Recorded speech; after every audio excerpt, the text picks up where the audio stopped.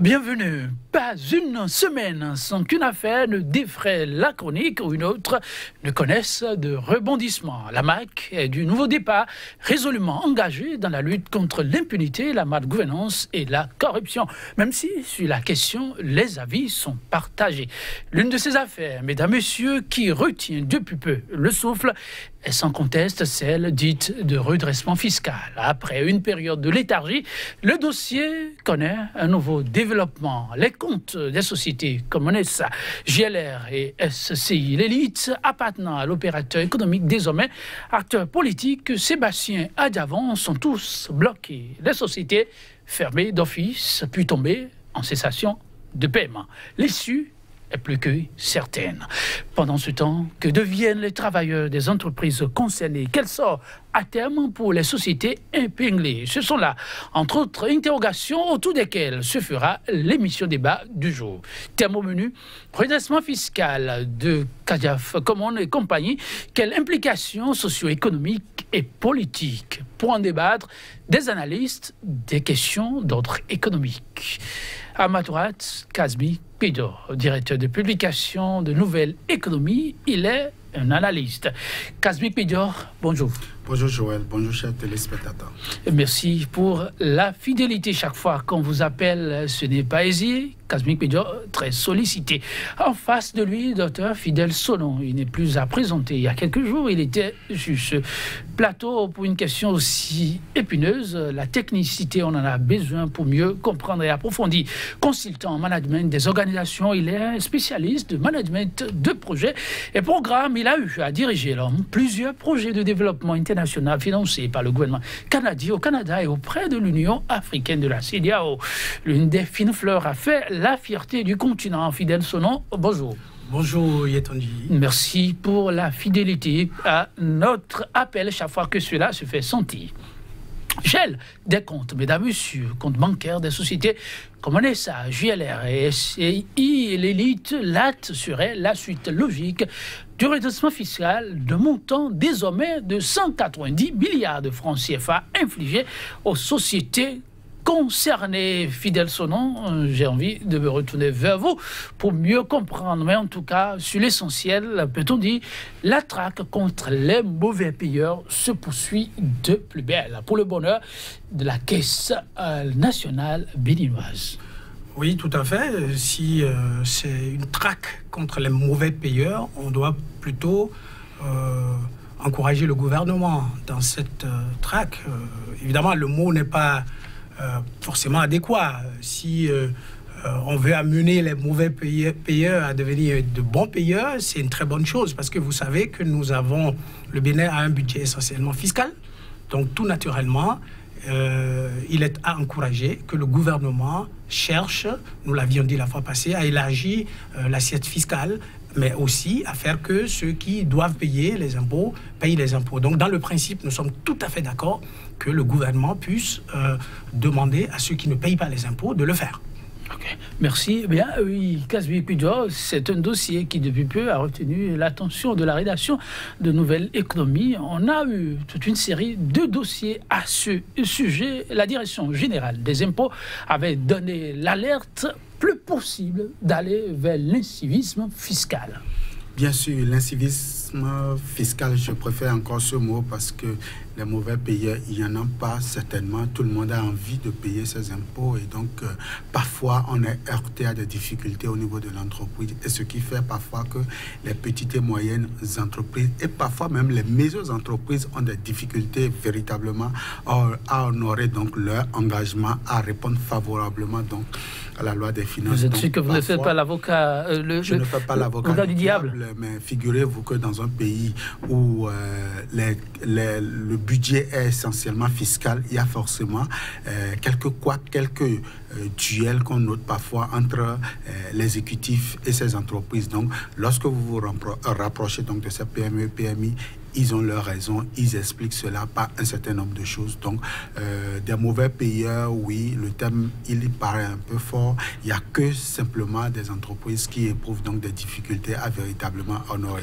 De là à ce que l'administration fiscale trouve des moyens pour véritablement amener donc ces personnes qui ont des difficultés à véritablement aller vers la caisse, je trouve que c'est une très bonne stratégie. En tout cas, là-dessus, il y a une société qui retient depuis peu l'attention, c'est la société CADIAF, comme vous l'avez suivi.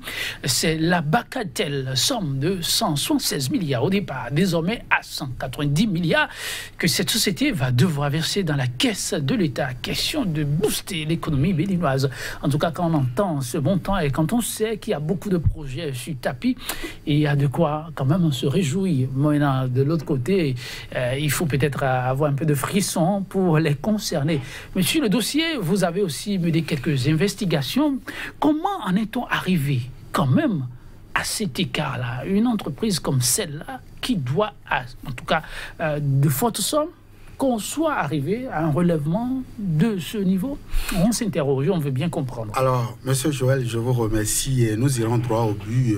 Vous savez, lorsque cette guéguerre a commencé sous Yahi, il y a un certain nombre de choses. On a tout le temps entendu, donc l'administration fiscale, le directeur général des impôts et ses donc collaborateurs qui sont montés au créneau dire un certain nombre de choses.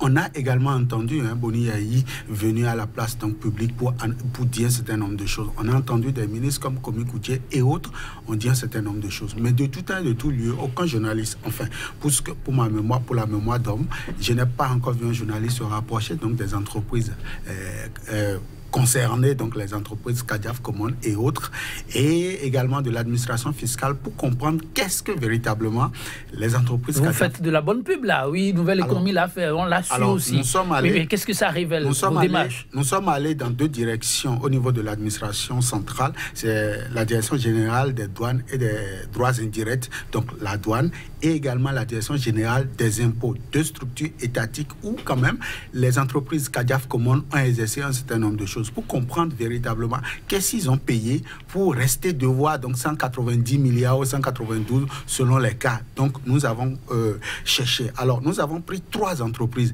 de la dizaine ou de la ribambelle d'entreprises dont dispose donc l'homme d'affaires Sébastien Germain Adiavon. Nous n'avons pris que 3.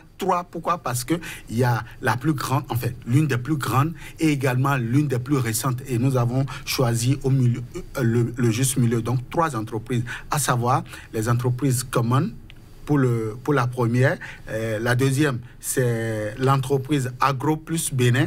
Et la troisième, donc, entreprise objet donc, de notre investigation, c'est les entreprises JLR. Et nous allons expliquer au cours de l'émission pourquoi nous avons choisi. Alors, nous avons choisi la période allant de 2012 à 2017. 2012, pourquoi? Parce que c'est à partir de 2012 véritablement que l'opérateur économique a commencé par ressentir donc les effets néfastes donc de cet acharnement, si j'ose parler ainsi. Vous allez comprendre au cours du développement pourquoi je dis ça. Alors en 2012, lorsque nous nous sommes rapprochés donc des services des impôts et de la douane, je précise, on a retrouvé qu'en 2012, l'opérateur économique a payé pour un total, enfin, toute la ribambelle donc de tasses. Nous avons donc dénombré le droit de douane, la TVA sur les douanes, le AIB payé au cordon, tout ça, ça fait au total 10 tasses que l'opérateur économique a donc payé au cours de l'année 2012. Et figurez-vous que nous avons trouvé au total 12 milliards 952 millions 811 921 francs en 2012. Alors nous irons de façon plus précise pour permettre aux téléspectateurs de nous suivre parce que les chiffres sont astronomiques et donc nous irons donc de façon arrondie pour permettre quand même aux téléspectateurs de nous suivre. Alors en 2013, la totalité donc des tasses payées par Common, la première entreprise, tourne autour de 416 milliards 882 millions de francs CFA. En 2014, nous avons retrouvé 152 millions 636 000 francs CFA. En 2015, nous avons trouvé 35 milliards 741 millions de francs CFA. En 2016, nous avons trouvé 29 milliards 221 millions de francs CFA. En 2017, nous avons trouvé 2,582 milliards de francs CFA. Alors, ça, c'est la plus grosse entreprise qui exerçait avant que la crise ne commence avec donc, les entreprises Kadiaf Common. Je précise, Common existait bien avant. Alors, quand la crise a commencé, l'homme a fait appel donc, à ses investisseurs et a cédé une bonne partie donc, de ses actions donc, au groupe JLR. Donc, désormais, JLR devient l'actionnaire majoritaire. Et à l'époque, qu'est-ce que nous avons donc retrouvé au niveau donc, des entreprises JLR? En 2012, figurez-vous, l'opérateur, il a payé 15 milliards 700 millions. En 2013, 30 milliards 933 millions. En 2014, 32 milliards 053 millions de francs CFA. En 2015, 900 millions de francs CFA. En 2016, 333 millions de francs CFA. Et en 2017, il a payé 600 millions donc, de francs CFA, soit un total. Les entreprises JLR ont payé un total de 86 milliards 248 millions de francs CFA. Je précise que pour la première entreprise Common, la totalité donc, des impôts payés s'élève donc à 81 milliards 087 millions de francs CFA. Et la dernière entreprise, la plus récente, créée donc par l'opérateur économique pour montrer sa bonne foi, d'accompagner le gouvernement de la rupture, figurez-vous, a commencé véritablement par payer ses tasses en 2017. L'entreprise a été créée en 2016. Enfin, les paperasses ont été donc remplies en 2016 et l'entreprise a commencé par payer ses tasses en 2017. Et en 2017, nous avons retrouvé un total de 9 milliards 472 millions de francs CFA que cette entreprise dénommée donc Agro Plus Bénin a payé au cordon douanier, mais également aux différents services de la Direction générale des impôts. Oui, quel est l'intérêt de cette démarche pour nos téléspectateurs? La démarche pour dire, oui. Les entreprises de l'opérateur économique Sébastien Germain Adjavon, les entreprises ont été identifiées de tout temps et de tout lieu par donc ceux que vous savez, les politiques, comme des entreprises qui payent mal leur fiscalité. Alors que la même Direction générale des impôts vient de nous sortir ces résultats. Et donc, lorsque nous avons fait un cumul pour voir qu'est-ce que les entreprises de l'opérateur, les trois entreprises, je précise, parce qu'il en reste encore, et il en reste encore. Et donc, les trois entreprises, entre 2012 et 2017, les trois entreprises ont payé la bagatelle somme de 176 milliards 808 millions de francs CFA. Poussière. Donc, pour les six années d'exercice, voilà ce que Sébastien Germain Adjavon a payé aux impôts et à la douane. Et aujourd'hui, c'est cette entreprise-là, c'est à ces entreprises qu'on adresse 190 milliards de francs CFA. Voilà un peu l'objectif de notre... Vous êtes offusqué qu'on lui adresse un redressement fiscal à cette hauteur, c'est cela? Mon rôle n'est spécialiste, vous ne comprenez pas? Mon rôle n'est pas de m'offusquer. Mon rôle est de montrer aux téléspectateurs la vérité des chiffres. Mon rôle est de montrer aux téléspectateurs ce que véritablement cache la menace sur les entreprises Kadiaf Common. Et vous comprenez aujourd'hui que nous, hommes de presse, nous allons jouer désormais le rôle qui est le nôtre, qui est le rôle de contre-pouvoir. Et c'est ça qui m'a amené, du moins, qui a amené la rédaction donc, de Nouvelle Économie à s'intéresser, à aller à la Direction générale des impôts. Je précise que ce n'est pas au niveau des structures donc, des entreprises Kadiaf Common que l'enquête a été menée. C'est déjà l'État central qui accuse donc ces entreprises-là, c'est cet État central-là qui nous a sorti ces chiffres. Et donc je voudrais préciser que véritablement la lumière soit faite sur cette affaire pour que ce qu'on traite aujourd'hui de nébuleuse, ce qu'on traite aujourd'hui de mauvais payeurs en termes donc d'opérateurs économiques, que l'équivoque soit levé et que véritablement les Béninois et la communauté internationale soient situés sur les véritables mobiles de cet achat. On va apprécier tout à l'heure de fond en comble certains de ces aspects, mais vous avez suivi ces chiffres que Kasbik Medjor a sortis par le biais de Nouvelle Économie. Pour le spécialiste, quel parallèle peut-on faire avec cette affaire actuellement sur le tapis, le dossier redressement et gel des comptes bancaires des dites sociétés? Merci. Je crois que c'est hallucinant. Vous avez écouté avec moi et j'espère que les téléspectateurs ont écouté ces chiffres-là, qui sont des chiffres officiels. Et lorsqu'il parlait, je faisais quelques petits calculs et je vois que cet opérateur économique, M. Sébastien Javon, paye en moyenne 35 milliards de francs CFA par an. Donc, de 2012 à 2017. 35 milliards de francs CFA en moyenne par an pour ces 3 entreprises. Il y a d'autres entreprises. Ça, c'est un chiffre que je souhaite qu'on retienne. Vous savez, moi, je peux avoir des tendances. Casimir Péjot peut en avoir, vous aussi. Mais les chiffres n'ont pas de tendance. Et je souhaiterais que, quel que soit notre bord politique, quelles que soient nos tendances, nous puissions nous permettre, tout au moins, de ne pas tomber dans l'hérésie intellectuelle et raisonner avec les chiffres. Je crois que c'est ce que nous sommes en train de faire ici. Et je voudrais partir de ces chiffres pour dire une chose. Moi, je ne suis pas fiscaliste, je ne suis pas expert en fiscalité. Donc, mon rôle ici, ce n'est pas de démontrer si oui ou non l'administration fiscale a raison de faire ce redressement ou non, parce que je n'ai pas les chiffres. Mais on peut se permettre quand même d'embarquer nos téléspectateurs dans une espèce de réflexion sur la base de ces chiffres. En tout cas, et aussi on est là pour ça. Un raisonnement. Oui, allez-y.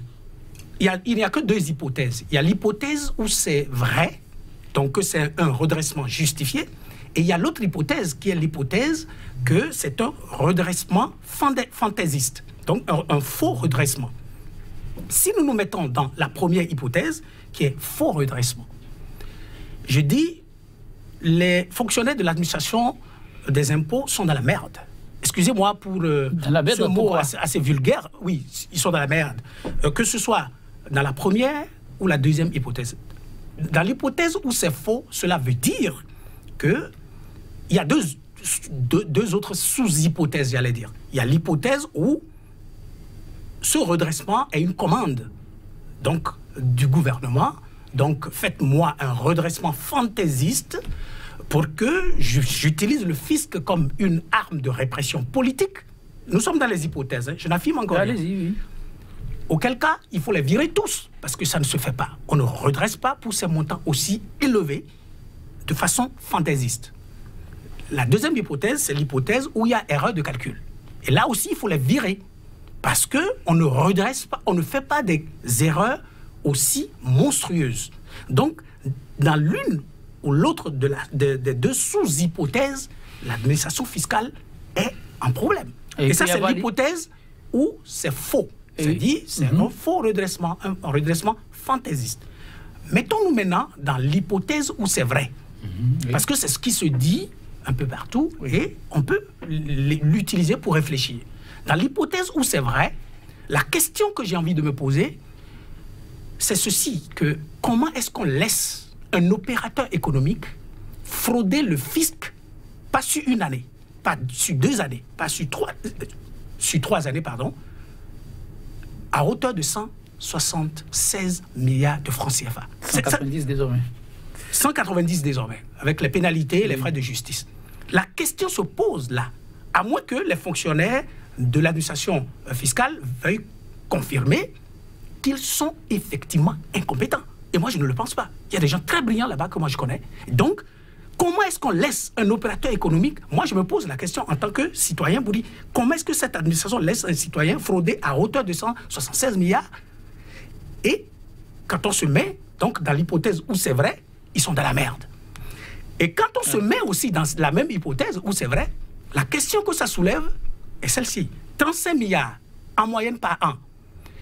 Selon les chiffres de la Chambre de commerce et d'industrie du Bénin, nous avons dans notre pays, et ça je l'ai lu aussi dans Nouvelle Économie, ça veut dire que c'est vrai, nous avons dans notre pays en moyenne autour de 500 grandes entreprises, c'est-à-dire les SA. Supposons que c'est 100 seulement, et que chacune de ces grandes entreprises payait autour de 25 milliards par an. Oui. Vous savez ce que ça fait? Ça fait 2500 milliards par an. Ouais, 2500 milliards. Vous voulez tirer comme conclusion que ces entreprises suffisent à elles seules pour payer le budget de l'État? Et moi, ce que j'ai envie de faire, c'est que demain, si je me mets dans l'hypothèse où c'est vrai, j'ai envie de porter plainte contre X pour vol de données publiques. Comment ça? Ah mais oui, si on me dit que Sébastien Javon paye au moins 35 milliards et qu'il n'a pas encore suffisamment payé et qu'on lui demande en plus, c'est qu'au moins les autres payent dans l'ordre de 20-25 milliards, les autres grandes de sa taille. Oui, et si c'est le cas, oui. et si c'est le cas, ça veut dire que on ne devrait plus être en train de faire recours à des emprunts obligataires. Ça veut dire qu'on est autosuffisant en matière de ressources internes pour financer notre budget, puisque je viens de vous démontrer que ça ferait 2500 milliards. Aucun budget n'a atteint, enfin, selon moi, aucun budget n'a atteint encore 2500 milliards. Mais si on suppose qu'il n'y a que 100 entreprises de sa taille, voilà ce que les calculs donnent. Ou bien, ça veut dire aussi que si ces entreprises ne payent pas, ça veut dire que le travail ne vient que de commencer. Et donc, j'encourage le gouvernement à demander aux autres grosses entreprises combien elles payent. Il faudrait que ces entreprises commencent par payer. Parce que là, on est en train de nous démontrer que si chacun payait ce montant au moins, mais c'est que nous, on est fini, on est tout content. On peut financer notre budget à plus de 100%. Sans avoir besoin d'appui extérieur. C'est ça la réflexion. Oui, c'est plausible, votre démonstration. Est-ce que c'est vrai? Est-ce que c'est faux? On se met dans les deux hypothèses. Aujourd'hui, les données qui sont là, l'État central reste droit dans ses bottes par rapport au redressement fiscal. Lorsque l'annonce a été faite, il y a eu de contestations, mais par la suite, ce redressement fiscal a été confirmé. Donc, autant surfer sur la possibilité ou sur la véracité des faits. Et si on reste dans cette hypothèse avec la démonstration du technicien, c'est à croire qu'il y aurait alors de complicité. Et à quoi pourrait-on assister quand on reste dans une thèse comme celle-là? Quand on reste dans une thèse comme celle-là, je voudrais répondre à votre question par les éléments qui vont suivre. C'est des graphiques que la Direction générale donc, des impôts a dû produire pour illustrer le paiement. Je ne dis pas le bon paiement. Je ne voudrais pas ici qualifier, ajouter des adjectifs qualificatifs à ce que j'ai découvert donc comme chiffre. Mais je veux juste présenter aux téléspectateurs ce que donc l'administration fiscale elle-même a reçu. Allez-y, vous n'avez pas beaucoup de temps. Vous savez, en 2012 déjà, les problèmes ont commencé pour Sébastien Germain Adjavon et donc l'entreprise Common a commencé donc par dégringoler. Alors donc en 2012, on a vu, selon donc le graphique 1, on a vu donc en 2012, il y a une petite portion qui en 2012 a été réalisée. En 2013, vous voyez, ça a chuté complètement. Nous sommes au bas de l'échelle. En 2014, c'est carrément, nous sommes dans 1% là. Mais déjà en 2015, il a repris. Et ceci parce que, entre-temps, vous permettez la politique. Sinon, la fin du mandat de Boni Yayi, et l'opérateur s'est donc entendu avec suite donc à des négociations, des conciliabules, et donc véritablement un certain nombre de choses ont été corrigées. Donc la croissance a repris au niveau donc du paiement, au niveau des impôts. En 2016, quand ils sont venus, donc ils ont maintenu la tendance, mais avec une petite courbe en baissière. Mais déjà en 2017, je vous interromps pas. Ça a chuté. À croire que avec sa situation, plus ces entreprises sont mal en point, plus les caisses de l'État en souffrent. C'est cela? Bien sûr. Et c'est ce que ça démontre ici. Parce que lorsque vous me perturbez, lorsque vous venez fermer mes entrepôts, lorsque vous vous adressez donc à un certain nombre de choses, j'opère donc des réformes et ceci va impacter négativement parce que je n'importe plus, je n'exerce plus, donc ça impacte négativement. Donc 2013 et 2014, selon donc le graphique 1, ça a chuté. Mais déjà, avant de poursuivre, dites Fidelson, oui, vous reprendrez la parole tout à l'heure, mais est-ce que l'État avait d'autres options? Quand on prend une si grosse entreprise qui apporte beaucoup dans les caisses de l'État et qu'on est obligé d'appeler au respect des tests, puisque c'est ce qui hier a été annoncé, même si par la suite avec les procédures, l'homme s'est vu restituer ou devant entrer en possession de ce qui lui revenait de droit. Mais est-ce qu'on avait d'autres formules pour ne pas en arriver à ces résultats? Non, moi je crois que je venais de vous démontrer que ces chiffres-là, c'est inquiétant. Parce que si c'est vrai, moi je dis il y a tellement d'implications qu'il faudrait qu'on aille revoir ces chiffres. C'est très important.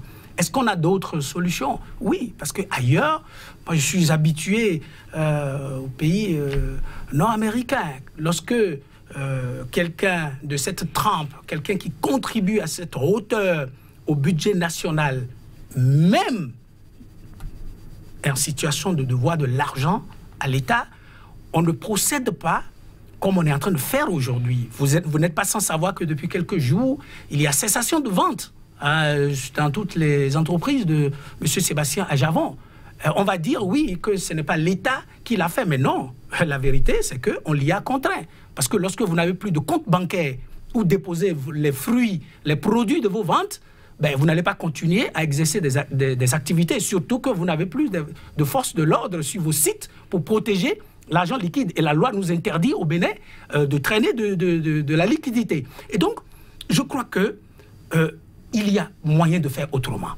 Autrement, des gens comme Sébastien Ajavon doivent être chouchoutés. Je le dis, et quand je lis par exemple sur les réseaux sociaux que M. Sébastien Ajavon n'est qu'un contribuable, ça me fait sourire. Je dis, mais est-ce qu'on sait de quoi on parle?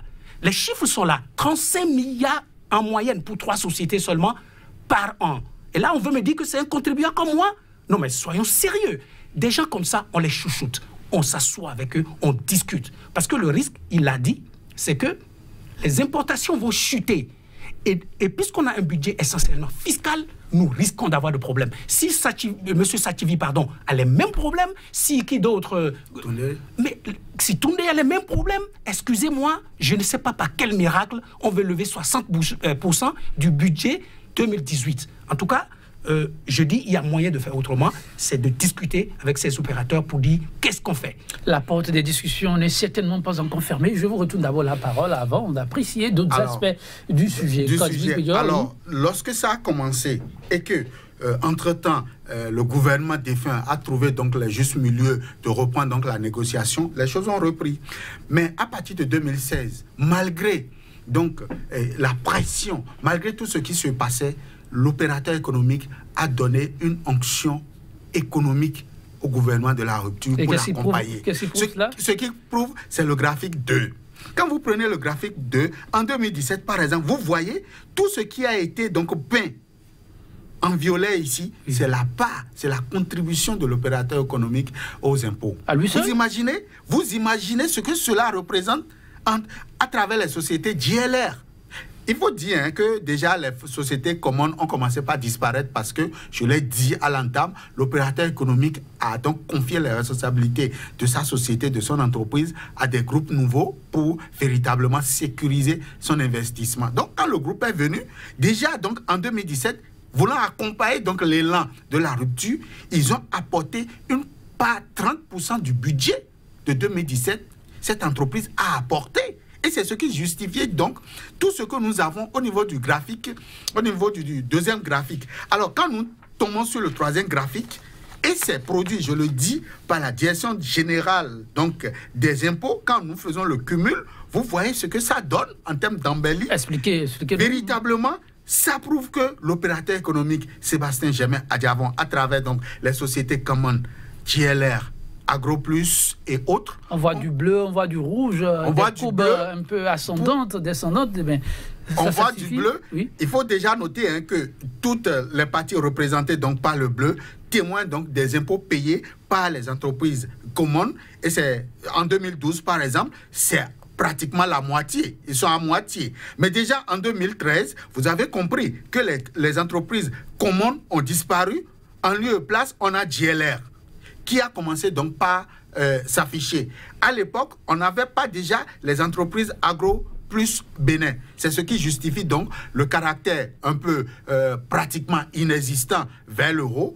Mais quand vous voyez le bleu au niveau de 2015, je l'ai expliqué, l'entreprise commune est revenue en surface parce que les négociations ont abouti. Mais déjà en 2017, les entreprises communes ont disparu pour laisser place aux entreprises JLR. C'est pour vous dire quoi? Aujourd'hui, les opérateurs économiques locaux sont menacés. Ils sont menacés et leur dévolu aujourd'hui, la menace est sur les entreprises également étrangères. Il a dit, M. Sonon, vous avez compris aujourd'hui que les entreprises, que ce soit DLR, que ce soit Common, que ce soit les autres, ont tous fermé parce que le climat des affaires n'est plus favorable. Voilà ce à quoi ressemble mon pays. Voilà ce à quoi. Et si vous permettez, je vais faire fi donc de tout ceci pour vous dire exactement qu'est-ce que les entreprises à Djavon, si vous permettez, vont aujourd'hui, du moins aujourd'hui au niveau donc de la fiscalité. C'est que en 2012, lorsque nous prenons le budget de 16 milliards de francs CFA, et Kadiaf Common et compagnie ont contribué à hauteur de 2,30% au budget de 2012. En 2013, ils ont contribué à hauteur donc de 3%. En 2014, ils ont contribué à hauteur de 2,88%, soit 3%. En 2015, ils ont contribué à hauteur de 2,43%. En 2016, 1,90%, car la descente aux enfers a recommencé. En 2017, ils ont contribué à hauteur de 30% du budget national qui était de 2010 milliards parce qu'il y a un nouveau actionnaire étranger qui a fait son incursion dans le système et voulant donner donc un sang nouveau à ces entreprises a apporté un plus. Mais malheureusement, nous n'avons pas encore les résultats de 2018 parce que l'année est en cours. On va voir certainement en 2019 ce que va véritablement la coopération entre Djavon et ses compagnons économiques du monde. Parce qu'aujourd'hui, les entreprises Kadiaf Common et compagnie avec leurs partenaires techniques et financiers sont sous boisseau parce qu'on leur a retiré la sécurité, on leur a retiré leurs comptes sont sous-scellés ou ont été gelés et aujourd'hui les entreprises ne travaillent plus. Voilà. Et au-delà de ça, ça c'est l'aspect seulement, ce dont nous parlons, c'est seulement au niveau des fiscs. Il y a les salaires payés. Il y a le volet social. Oui, là, vous abordez l'impact. Avant l'impact, Fidèle Sonon, je l'ai vu en train de prendre note, peut-être qu'il a quelques apports à faire. Non, je voudrais ajouter, et c'est important, qu'en dehors de tous ces chiffres, et je le répète, les chiffres n'ont pas de tendance, les chiffres n'ont pas de couleur politique. On demande aujourd'hui 190 en sus de ce que M. Sébastien Djavon a déjà payé dans les caisses de l'État, 192 milliards. Est-ce que les gens s'imaginent le pourcentage de ce montant dans le budget 2018? Ça fait autour de 10% à un individu. Non, moi, c'est ces analyses que j'appelle tout le monde à faire. Cela veut dire tout simplement que d'abord, la première conclusion, c'est que M. Sébastien Djavon est un bon payeur, contrairement à ce qu'on veut faire croire. Parce que ça, c'est important. Parce que et la seconde? La seconde, il l'a commencé. C'est les impacts. Parce que l'État se fait du mal ce faisant. Et il l'a démontré. Cet opérateur économique avait déjà commencé à moins importer. Et aujourd'hui, lorsqu'on me parle de cessation de vente, cela veut dire qu'on a arrêté les importations. Et vous voyez les proportions dans le budget national qu'on vient de sortir. Moi, je me dis, à qui est-ce qu'on fait du mal? On sait que M. Sébastien Djavon n'a pas que ses affaires au Bénin. Donc, en définitive, lorsqu'on va le pousser dans son dernier retranchement et qu'il sera obligé de lâcher le Bénin, à qui on fait du mal? Il y a des centaines d'employés qui travaillent dans ces sociétés. On veut créer 5000 emplois selon le PAG en 5 ans. Est-ce qu'on va détruire près de 1000 emplois d'abord avant de créer les 5000 ou bien on veut créer finalement 6000 emplois? Voilà les questions. Et quand on parle de près de 1000 employés, allez voir toutes les personnes qui dépendent de ces employés. Donc, les impacts socio-économiques. Maintenant, il faut pas se le cacher. Il y a les impacts politiques. Je suis désolé. Impact socio-économique, Casimir Pédior demandait la parole tout à l'heure.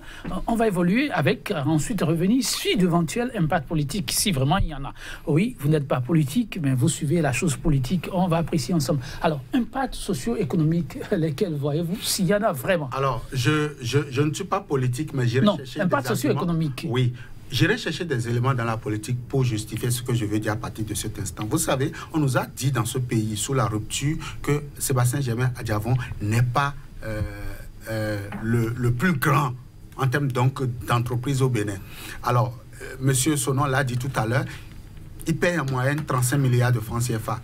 Il n'est pas le plus grand. On nous a sorti la liste des plus grands. Dites-moi aujourd'hui, je veux que ceux de la rupture viennent en face du monde dire exactement ce que les plus grands ont payé. Ce qu'ils ont payé de 2012 à 2017, je veux que le gouvernement vienne me dire exactement ce qu'ils ont pu payer. Mieux, je veux que le gouvernement me dise que les entreprises talents, je ne dis pas les entreprises de Patrice Talon, les entreprises talents qui vivent jusqu'à aujourd'hui, je veux que le gouvernement vienne me dire combien ils ont payé au cordon douanier, combien ils ont payé aux impôts.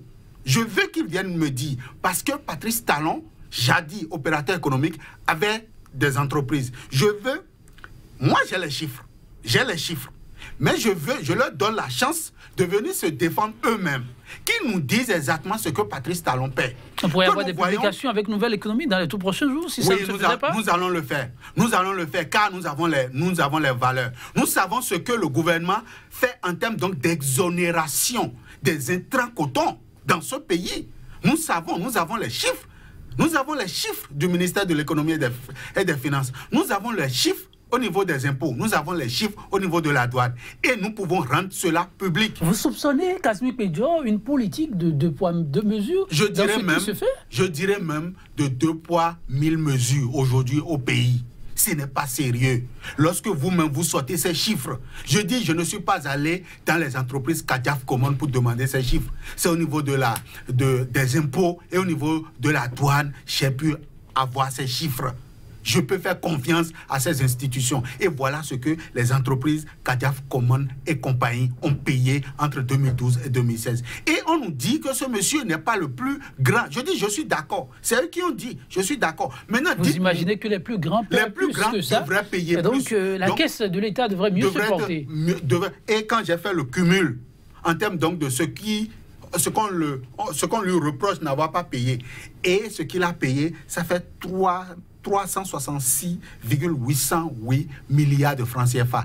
Alors, ça veut dire les plus grands ont payé au moins 366 milliards de francs CFA durant donc la période. Donc, je dis, venez ici nous dire les plus grands la payent quoi véritablement dans ce pays. Il faut qu'on fasse ce débat.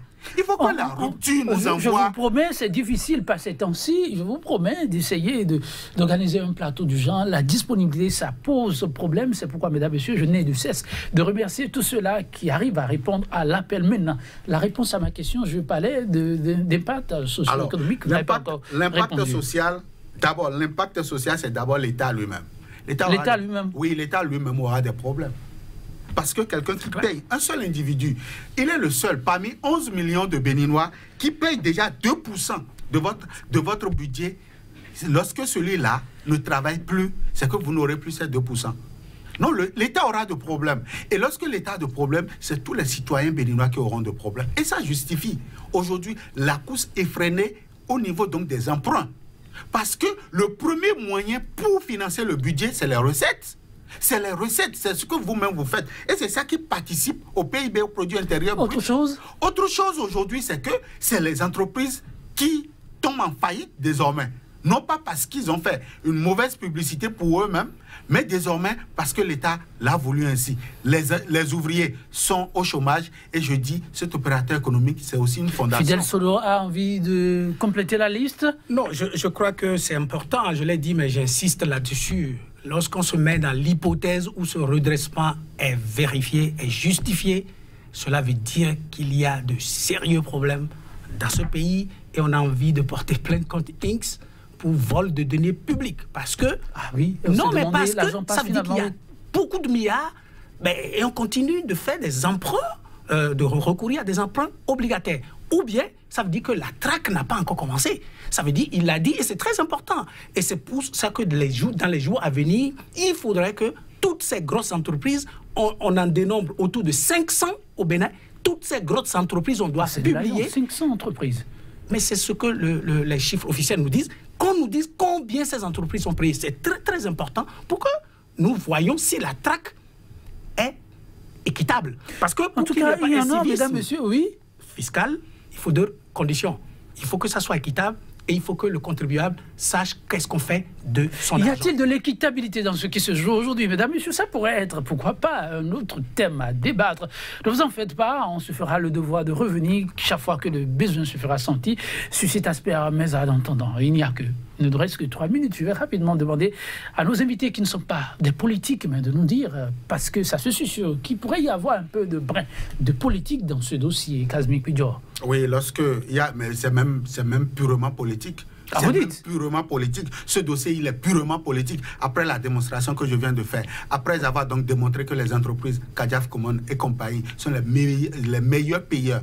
Vous n'avez pas encore les autres chiffres. Vous avez, pas les plus grands.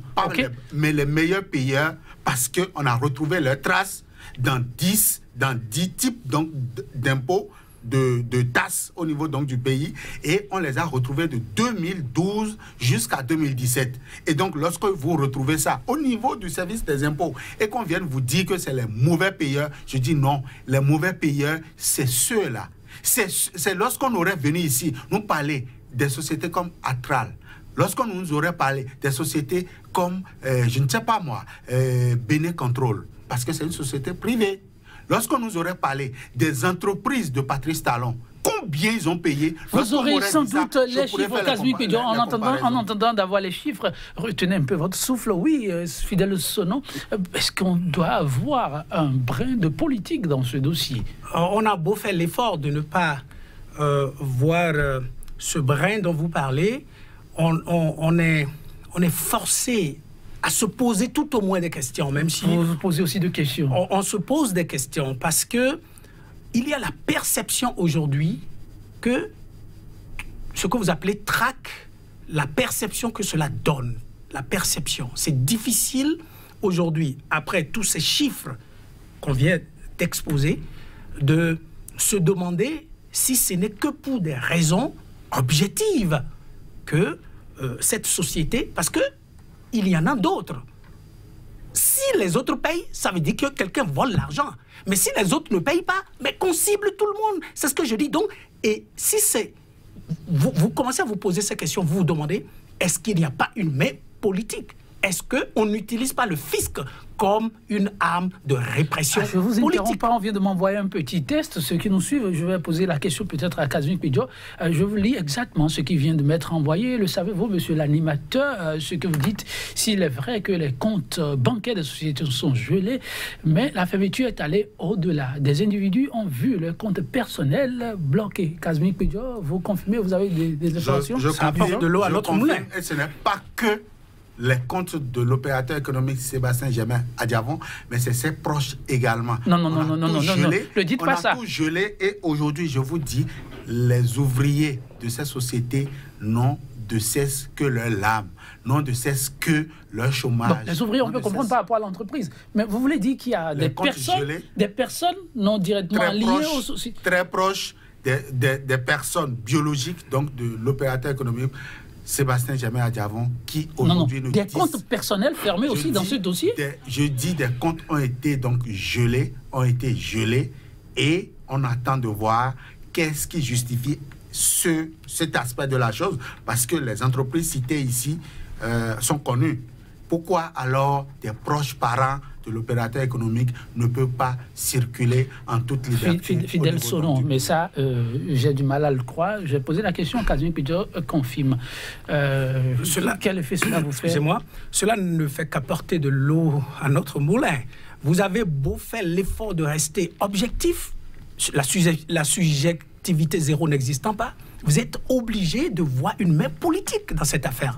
Parce que tout laisse à croire qu'on veut détruire quelqu'un financièrement afin que politiquement la personne ne soit plus en mesure d'être... Fidèle Sonon, je suis désolé, de l'autre côté on m'informe qu'on va devoir nous prendre l'antenne et permettez que ça ne nous arrive pas. Alors si vous devez conclure, que diriez-vous?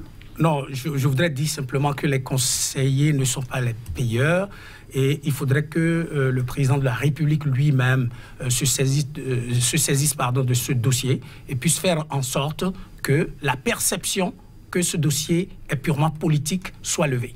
Merci, fidèle Sonon, oui, Kazmi Pidjo. Je dis, les tout prochains jours, nous reviendrons encore avec d'autres détails dans cette affaire pour véritablement élucider ce que la nébuleuse qui se cache derrière donc cet acharnement des opérateurs économiques au Bénin. Ici, le cas Commande, JLR et AgroPlus ont été cités, mais il y en a encore. Il y en a encore. Merci, Kazmi Pidjo. Merci à vous, fidèle Sonon, pour vos contributions à l'enrichissement de ce débat. Mesdames, Messieurs, je l'ai compris, mais prenez-le ici. Le temps joue contre nous. On trouvera la formule juste pour vous. Demain, c'est un autre jour pour d'autres développements. Pourquoi pas le Bénin, chaque jour, son dossier. 100% Bénin, définitivement terminé pour le numéro du jour. Nous allons prendre congé de vous sur cette citation de celui qui est considéré comme le père de la littérature ivoirienne. Ben Haddadi, je le cite, « Protester chaque fois que le besoin c'est prouver aussi qu'on vit, mais plus qu'on suit attentivement. Et sachez de ceux-là qui suivent attentivement pour ne être surpris de rien. » À demain pour un autre numéro de 100% Bénin.